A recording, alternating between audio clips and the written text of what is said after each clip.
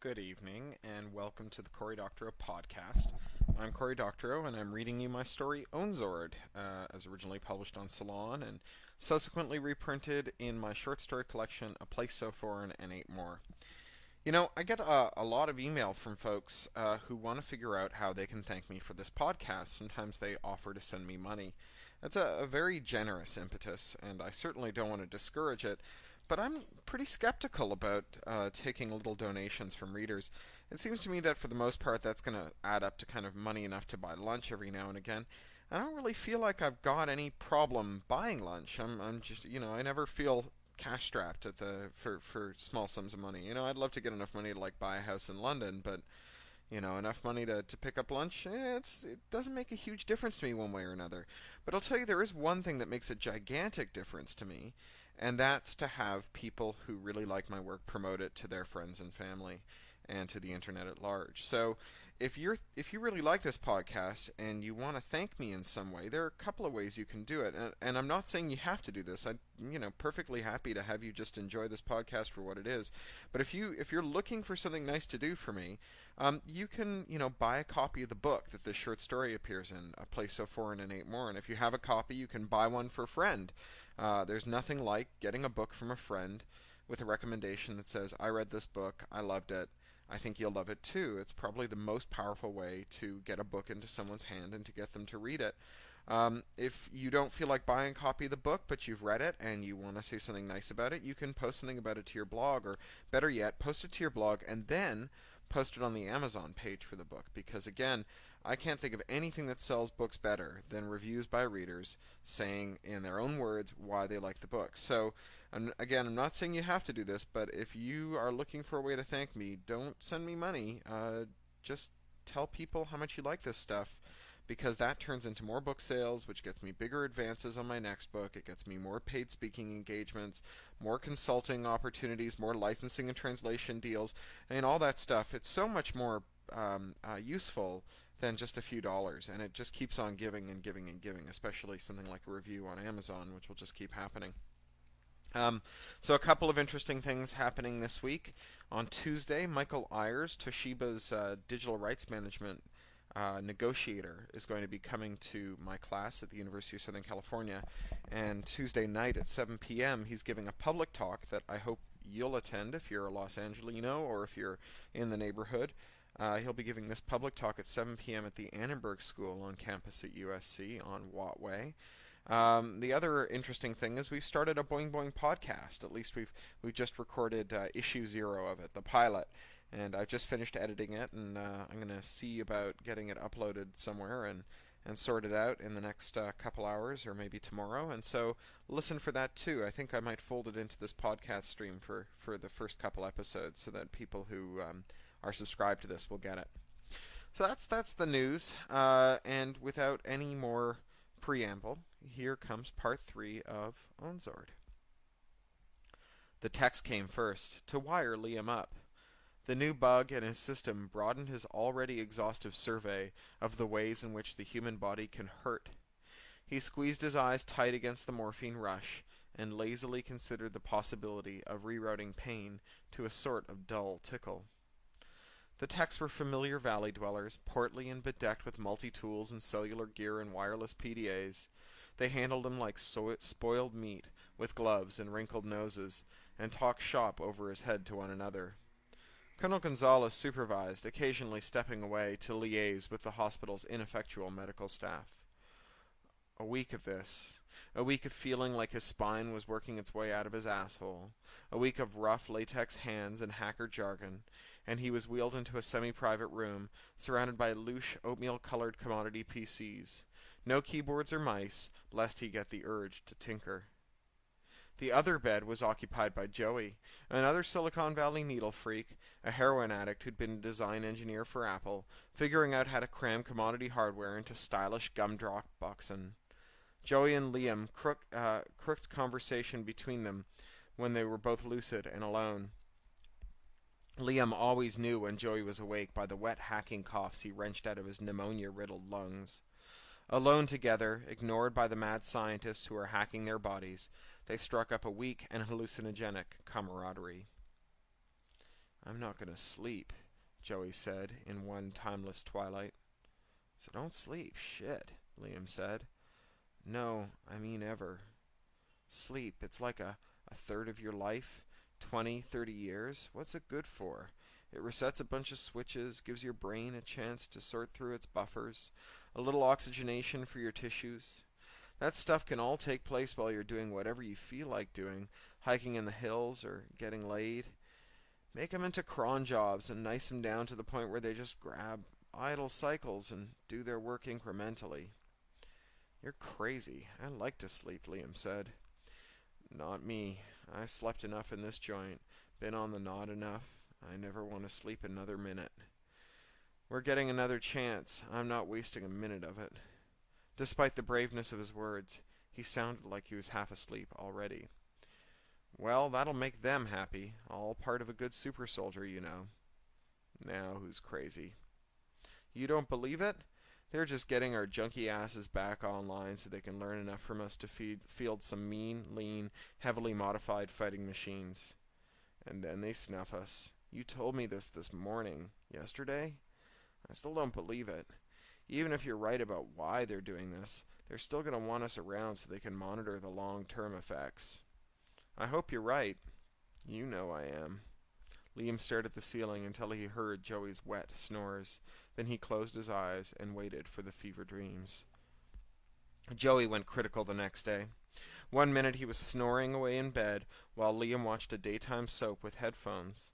The next minute there were 20 people in the room. Nurses, doctors, tech, even Colonel Gonzalez. Joey was doing the floppy dance in the next bed, the OD dance that Liam had seen once or twice, danced once or twice on an emergency room floor, his heart pounding the crystal meth mambo.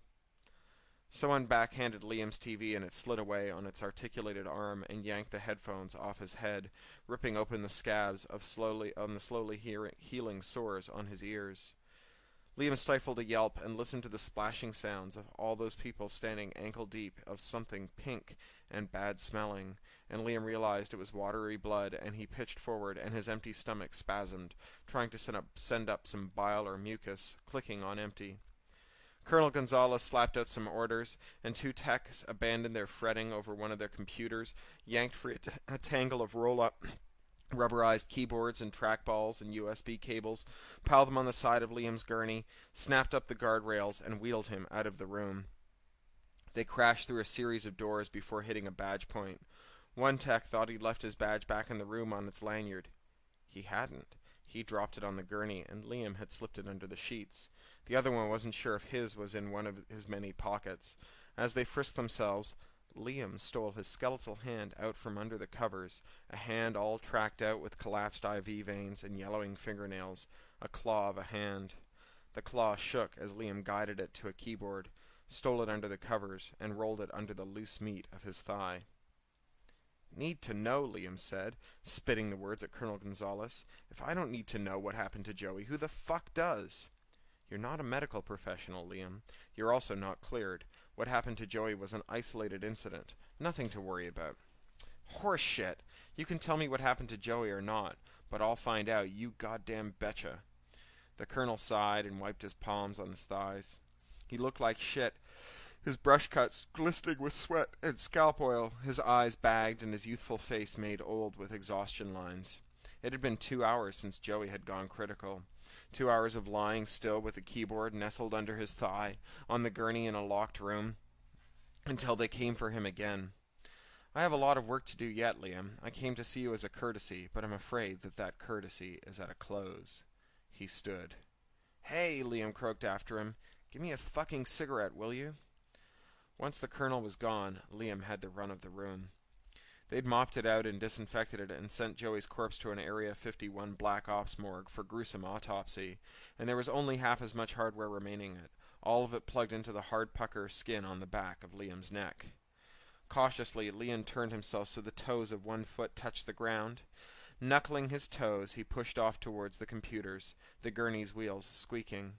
Painfully, arthritically, he inched to the boxes, then plugged in and unrolled the keyboard. He hit the spacebar and got rid of the screensaver, brought up a login prompt. He'd been stealthily shoulder surfing the text for weeks now, and he had a half dozen logins in his brain. He tapped out the login pass combination, and he was in. The machine was networked to a CVS repository in some bunker, so the first thing he did was log into the server and download all the day's commits. Then he dug out the readmes. While everything was downloading, he logged into the tech's email account and found Colonel Gonzalez's account of Joey's demise.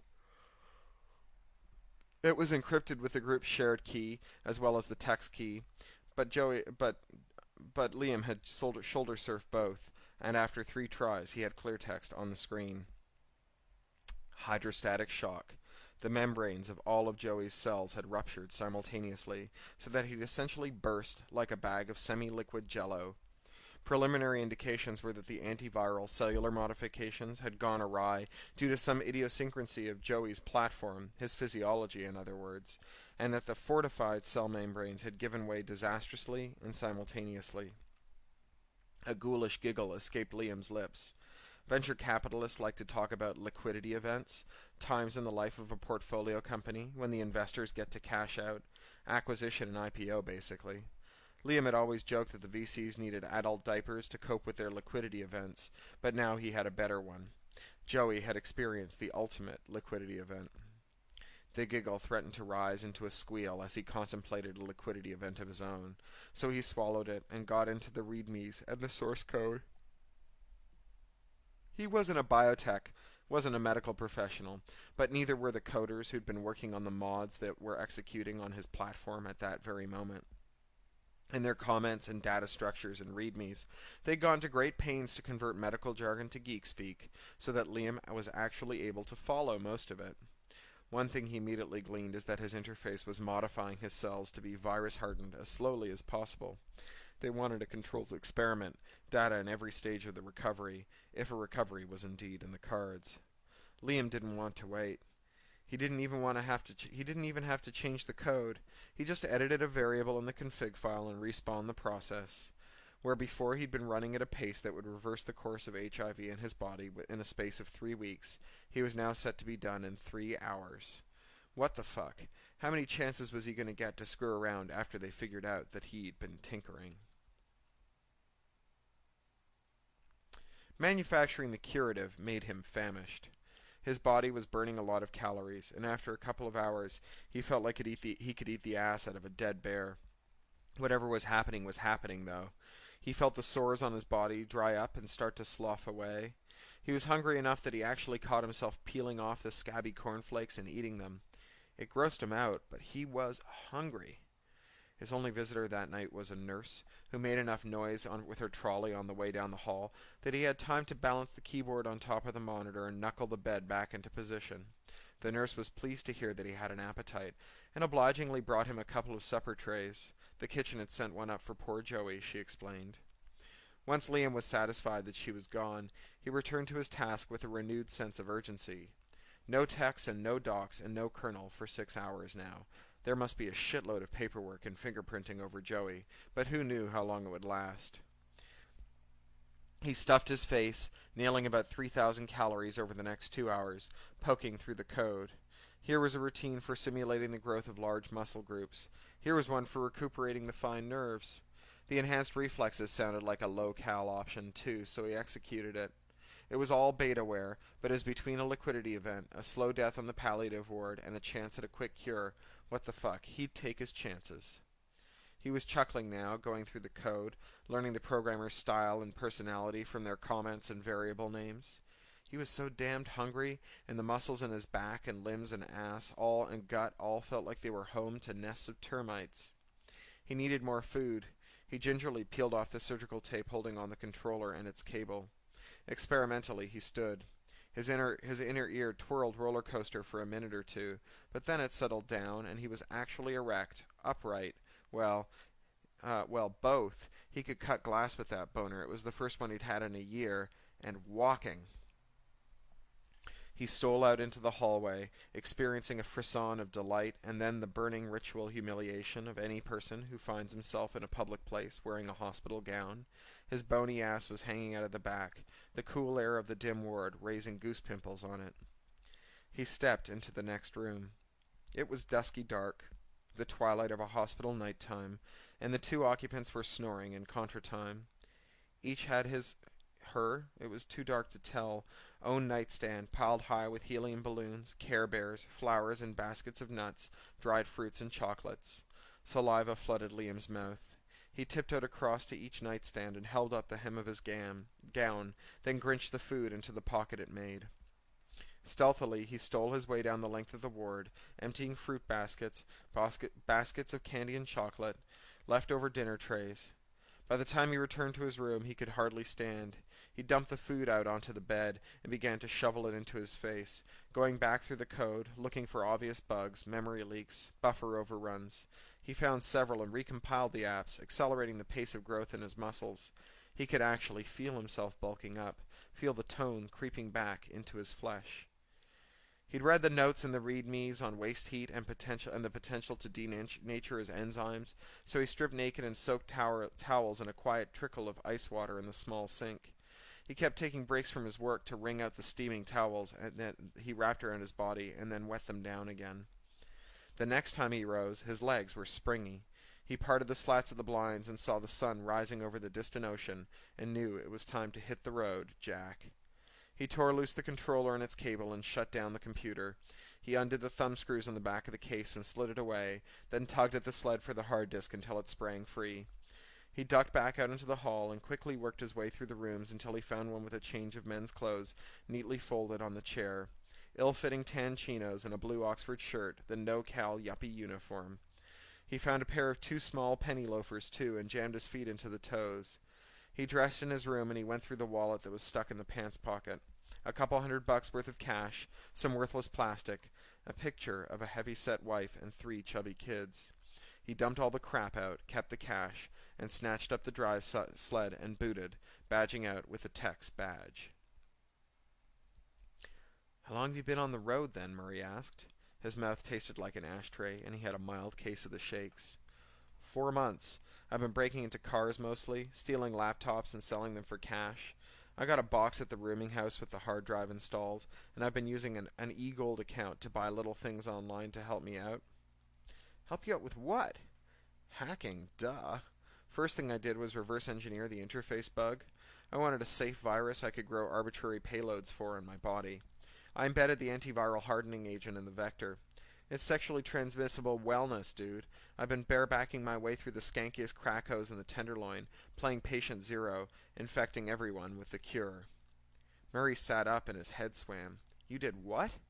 "I cured AIDS. It's going around, it's catching. You might already be a winner." "Jesus, Liam, what the fuck do you know about medicine? For all you know, your cure is worse than the disease. For all you know, we're gonna all have a liquidity event any day now." "No chance of that happening, bro. I isolated the cause of that early on. This medical stuff is just not that complicated. Once you get over the new jargon, there's nothing you can't learn as you go with a little judicious Googling. Trust me, you're soaking in it." It took Murray a moment to parse that. "You infected me?" "The works. I viralized all the best stuff. Metabolic controllers. Until further notice, you're a 5-cheeseburger-a-day diet man. Increased dendrite density, muscle builders, at-will pain dampeners. You'll need those. I gave you the interface, too." A spasm shot up Murray's back, then down again. It was on the cigarette butt. "You're cancer immune, by the by. I'm extra contagious tonight." Liam turned down his collar to show Murray the taped lump there, the dangling cable that disappeared down his shirt, connecting to the palm top strapped to his belt. Murray arched his back and mewled through locked jaws. Liam caught his head before it slammed into the Toyota's hood. "Breathe," he hissed. "Relax. You're only feeling the pain because you're choosing not to ignore it. Try to ignore it. You'll see. It kicks ass." "I needed an accomplice, a partner in crime. I'm underground, see? No credit card, no ID. I can't rent a car or hop a plane. I needed to recruit someone I could trust. Naturally, I thought of you." "I'm flattered," Murray sarcased around a mouthful of double bacon cheeseburger with extra mayo. "You should be, asshole," Liam said. They were at Murray's one-bedroom techno-monastic condo. Shit sofa, hypo-ergonomic chairs, dusty home theater, computers everywhere. Liam drove them there, singing into the wind that whipped down from the sunroof, following the GPS's sterile Eurobabe voice as it guided them back to the anonymous shitbox building where Murray had located his carcass for 8 years. Liam, you're a pal, really, my best friend ever. I couldn't be happier that you're alive, but if I could get up, I would fucking kill you. You raped me, asshole. Used my body without my permission. You see it that way now, but give it a couple of weeks. It'll grow on you. Trust me, it's rad. So, Colin's sick for the next week. You're going to need some time to get used to the mods. And if I don't, do whatever you want, buddy, but I don't think you're going to be in any shape to go to work this week. Maybe not next week either. Tell him it's a personal crisis. Take some vacation days. Tell him you're going to a fat farm. You must have a shitload of holidays saved up. I do, Murray said. I don't know why I should use them, though. Oh, this is the best vacation of all. The journey through inner space. You're going to love it.